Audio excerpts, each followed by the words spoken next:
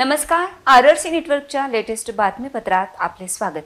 ज्या दर्शकांनी अद्याप RRC digital Akola हे यूट्यूब चॅनल सबस्क्राइब केले नाही त्यांनी ते कृपया सबस्क्राइब करा। भविष्यात आरआरसी नेटवर्कची बुलेटिन ज्यांनी सबस्क्राइब केले अशांना दिसणार आहे। अशा आहेत आजच्या हेडलाईन्स। हेडलाइन्स प्रस्तुत करता the smart electronics mall, MV sales, Kholeshwar road, Akola.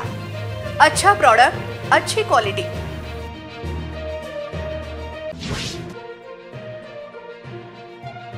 लोकप्रिय खासदार असताना झाल्या आमदार होताच भावनाताईंनी दिला राज्यातील चर्चेतील नवा नारा।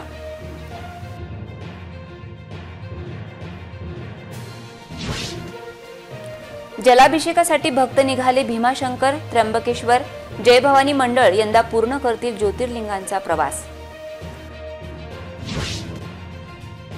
नारायणा स्कूलला लागणाऱ्या सीलची कारवाई थांबवली कोणी? शिक्षण विभागाच्या दुर्लक्षामुळे विद्यार्थ्यांसमोर मोठ्या अडचणी। काँग्रेससाठी अनुकूल मतदारसंघावर शिवसेनेचा दावा, अकोला पश्चिम मतदारसंघात काँग्रेसमध्ये मात्र घमासान। मंगळवारपर्यंत हवामान खात्याचा पावसाचा इशारा, सततच्या पावसाने शेतकरी झाले त्रस्त, ओल्या दुष्काळाची चिंता।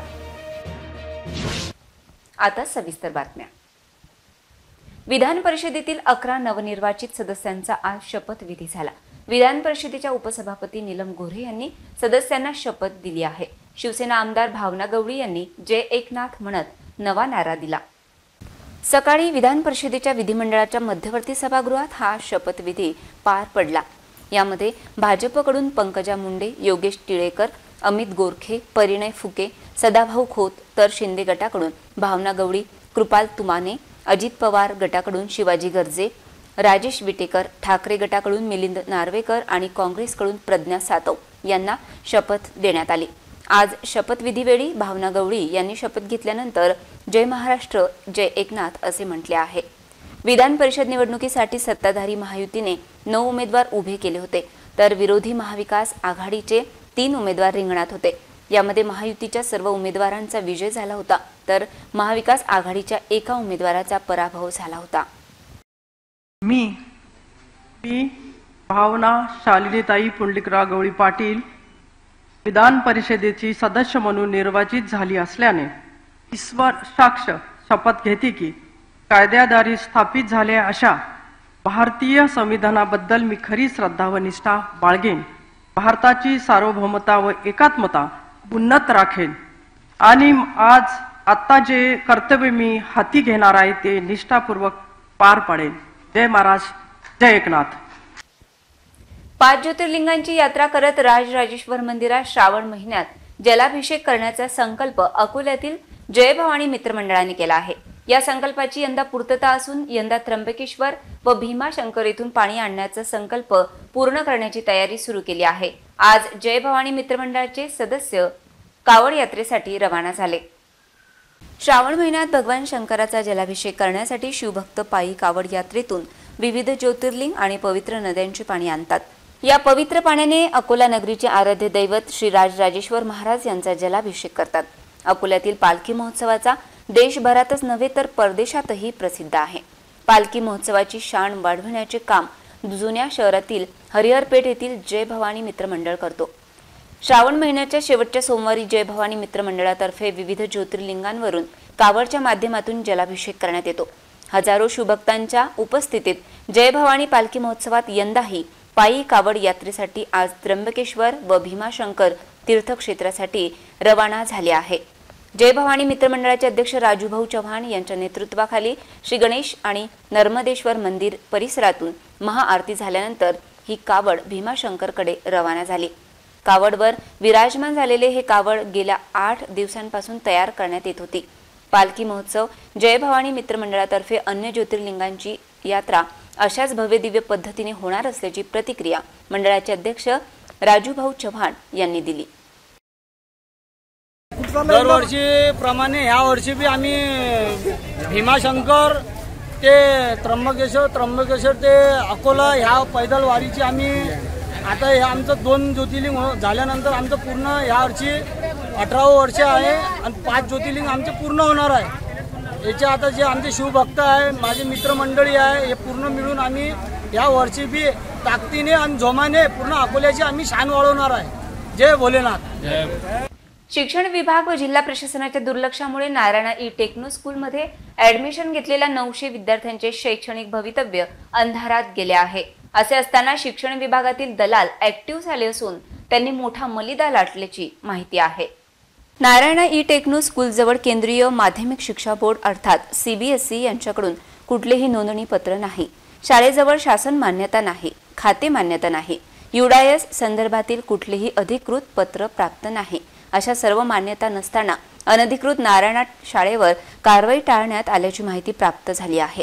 या सर्व प्रकारात 910 विद्यार्थ्यांचे शैक्षणिक भविष्य अंधारात असल्याची माहिती प्राप्त झाली आहे।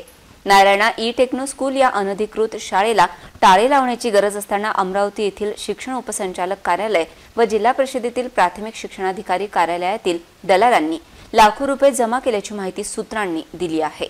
अनधिकृत नारायणा ई टेक्नो स्कूलला टाळे लावत फौजदारी कारवाईची गरज होती, पण केवळ 1 लाखांचा दंड व 10,000 रुपये रोजचा दंड करत शिक्षणाधिकारी व शिक्षण उपसंचालक कार्यालयातील दलालांनी हात ओले केल्याची माहिती समोर आली आहे। 910 विद्यार्थ्यांचे शैक्षणिक भविष्य अंधारात ढकलणाऱ्या नारायणा ई टेक्नो स्कूलच्या चुका अधोरेखित होत असताना जिल्हा प्रशासन व शिक्षणाधिकारी कार्यालयाची या प्रकरणातील चुप्पी का असा प्रश्न विचारला जात आहे। या सर्व प्रकरणात बिल्डर व लोकप्रतिनिधीची दबाव आणि दलालांची लाखोंची उलाढाल अधोरेखित करत आहे। अकोल्यातील राजकारणात पुढील काही दिवस दाव्या प्रतिदाव्याची राहणार आहे। असे असताना काँग्रेस जिल्ह्यात नेत्यांच्या अभावी बॅकफूटवर असल्याचे चित्र आहे। अकोला पूर्वसाठी शिवसेनेने दावेदारी केल्याने काँग्रेसला याचा फटका बसणार आहे।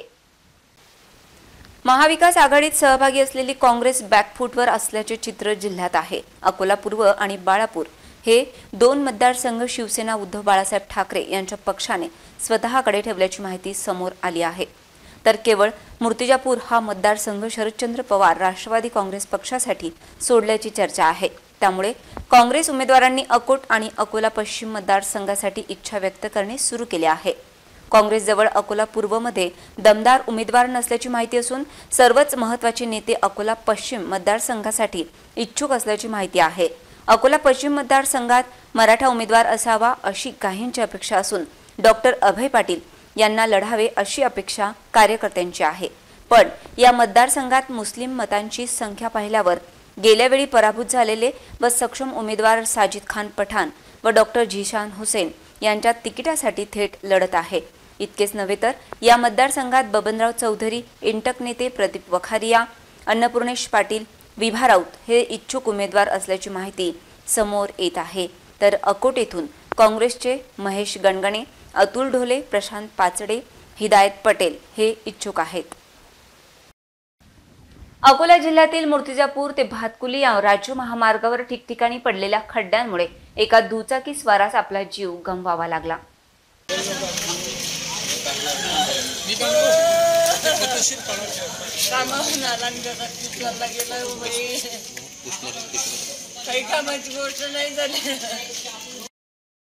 मूर्तिजापूर ते भातकुली या राज्य महामार्गाचे नुकतेच काही महिन्यांपूर्वी बांधकाम करण्यात आले होते, मात्र अल्प कालावधीतच सदर महामार्गावर ठिकठिकाणी खड्डे पडले आहेत। रात्रीच्या सुमारास या मार्गाने वाहन चालविताना चालकास रस्त्यावर पडलेले खड्डे वाचवीत मोठी कसरत करावी लागते। रात्री आठवडी बाजार करून आपल्या घरी परतताना रस्त्यातील खड्ड्यात गाडी उसळली आणि या अपघातात सुधाकर चव्हाण यांचा मृत्यू झाला। जिल्ह्यात गेल्या काही दिवसात रस्ते अपघातात बळींची संख्या वाढली असून पाऊस व निसरडे रस्ते पाहता वाहने जपून चालविण्याची गरज व्यक्त केली जात आहे। महान येथील धरणात 42% जलसाठा निर्माण झाल्याने अकोलेकरांचे यंदाचे पाण्याचे टेन्शन संपले आहे। सोमवारपासून महापालिका 5व्या दिवशी पाणी पुरवठा करणार असून नागरिकांना याचा मोठा फायदा होणार आहे। अकोला महानगरपालिका क्षेत्रामध्ये महान धरणातून पाणी पुरवठा करण्यात येत असतो। महान धरणात आज 42% जलसाठा रविवारी सकाळी 7 वाजता उपलब्ध झाला आहे। गेल्या वर्षी आजच्या दिवशी धरणात 60% जलसाठा होता। आज धरणात 42% अर्थात 47 दशलक्ष घनमीटर जलसाठा आहे, तर वान धरणात 29% जलसाठा आहे। महान धरणातील 42% जलसाठा पाहता अकोलेकरांना आता दर 5व्या दिवशी पाणी पुरवठा केला जाईल। महान धरणातील होणाऱ्या पाणी साठ्यातील वाढ लक्षात घेता अकोला महानगरपालिका प्रशासनाद्वारा अकोला शहरात आता पाणी पुरवठ्यात 1 दिवसाने कपात करण्यात आली होती। त्यात आता बदल करत सोमवार 29 जुलैपासून संपूर्ण शहराला 4 दिवसाआड पाणी पुरवठा करण्यात येणार असल्याबाबत मनपा पाणी पुरवठा विभागाचे कार्यकारी अभियंता यांनी सांगितले। महान धरणातील वाढता जलसाठा पाहता अकोलेकरांना दिलासा देणारी बातमी महापालिकेने दिली आहे। तालीमच्या नावाखाली मुलांना झालेल्या मारहाणी प्रकरणात पोलिसांनी तिघांवर गुन्हे दाखल केले असून 1 जण अटकेत असून 2 फरार आहेत। मुलाला बेदम मारहाणीचा सर्वत्र निषेध होत असून मुलाचे हाड फ्रॅक्चर झाल्याची माहिती समोर येत आहे। शेगाव येथील एका अल्पवयीन मुलाला मदरशात बेदम मारहाण झाली। 14 वर्षीय या मुलाच्या पार्श्वभागावर इतके मारले की त्याचे कमरेजवळचे हाड फ्रॅक्चर झाल्याची माहिती आहे, तर त्याच्या पार्श्वभागावर देखील मारल्याचे वळ उमटले आहेत। या प्रकरणात अकोट फाईल पोलिसांनी तपास करत तिघांवर गुन्हे दाखल केले आहेत। यातील एकाला अटक केली असून इतर 2 फरार आहेत। अल्पवयीन बाल संरक्षण कायद्याच्या अंतर्गत गुन्हा दाखल असून इक्बाल कॉलनीतील रहिवासी मोहम्मद रेहान गुलाम अब्बास याला अटक केली आहे, तर हाफिज अहमद हाफिज आकिब हे 2 फरार असल्याची माहिती पोलिसांनी दिली आहे। दारुल अकोला मदरसे में डाला था मैंने 1.5 साल से कुछ शिकायत नहीं है, लेकिन इस गाड़ी में जब बच्चे को सख्ती कर रहे होंगे मंगल पास से उसको बच्चे को तकलीफ की जिम्मे दिन जब घर पे लेके गए तब पता लगा कि बच्चे को कमर में बहुत मारे इससे, और मेडिकल रिपोर्ट के अंदर भी उसकी हड्डी फ्रैक्चर है उसकी। और उसके बाद में मेरा अकोला आए हम शासन से गुजारिश करें जैसे कि भाई ऐसा ऑफिस को पकड़ के उसको कड़ी से कड़ी कार्रवाई करे और हमारे को न्याय मिलने को ना, और दोबारा कोई बच्चे के ऊपर ऐसी सख्ती ना करे ऐसा, बस ये हम।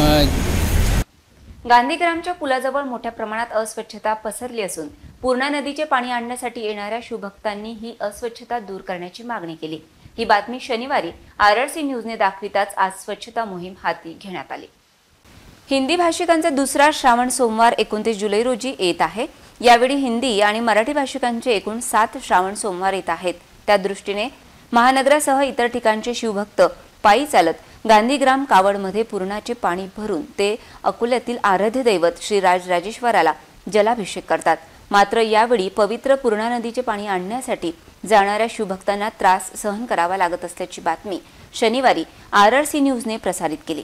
त्या बातमीनंतर गांधीग्राम पुलाजवळ साचलेली घाण स्वच्छ करण्यात आली। इतकेच नाही तर मुरुम टाकण्यात आला। यामुळे शिवभक्तांच्या अडचणी कमी होणार आहेत। गेल्या काही दिवसांपासून राज्यात मुसळधार पाऊस कोसळत आहे। विदर्भात जोरदार पावसाचा इशारा जारी करण्यात आला आहे। हवामान विभागाने राज्यात आजही पावसाचा इशारा दिला। अमरावती, वर्धा, नागपूरमध्ये जोरदार पावसाचा अलर्ट जारी करण्यात आला आहे। याशिवाय बुलढाणा, अकोला, वाशिम, यवतमाळ, चंद्रपूर, भंडारा, गोंदिया, गडचिरोलीमध्ये विजांसह पावसाचा इशारा देण्यात आला आहे। पावसाच्या इशाऱ्याने नागरिक चांगलेच त्रस्त झाले आहेत। अतिवृष्टीने काही भागात ओला दुष्काळाची स्थिती निर्माण झाली आहे। या अतिरिक्त पावसाने काही ठिकाणी पिकांचे नुकसान झाले आहे। हवामान खात्याने पावसाचा अंदाज व्यक्त किया है। 28 जुलाई को अधिकांश स्थानों पर बारिश होने की संभावना है। 19 जुलाई को अमरावती, वर्धा, अकोला जिलों में अधिकांश स्थानों पर तथा शेष जिलों में अनेक स्थानों पर वर्षा रहने की संभावना है। 30 जुलाई को अमरावती, वर्धा, चंद्रपुर, गढ़चिरौली जिलों में अधिकांश स्थानों पर तथा शेष जिलों में अनेक स्थानों पर वर्षा होने की संभावना है।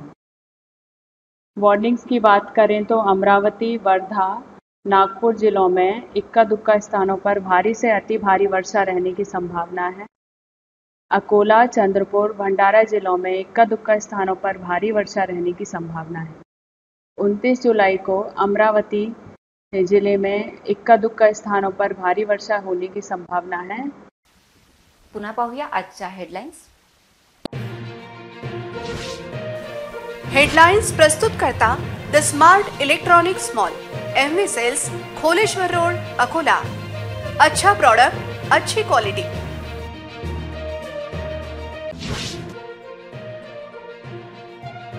लोकप्रिय खासदार असताना झाल्या आमदार होताच भावनाताईंनी दिला राज्यातील चर्चेतील नवा नारा।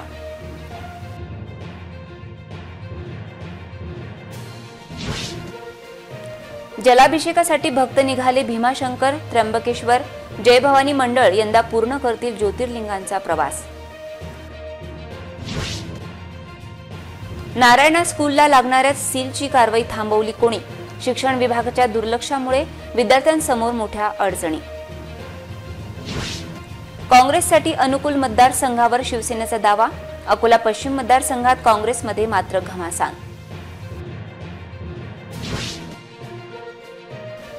मंगळवारपर्यंत हवामान खात्याचा पावसाचा इशारा. सततच्या पावसाने शेतकरी झाले त्रस्त. ओल्या दुष्काळाची चिंता. बातम्यांसाठी तुम्ही पाहत रहा RRC न्यूज. तुमच्या मोबाईलवर नोटिफिकेशन मिळण्यासाठी सबस्क्राईब करा RRC चे YouTube चॅनल. लाईक आणि फॉरवर्ड करा RRC डिजिटल अकोलाचे हे न्यूज बुलेटिन. पुन्हा भेटूया ताज्या बातम्यांसह नवीन बातमीपत्रात. तोवर नमस्कार.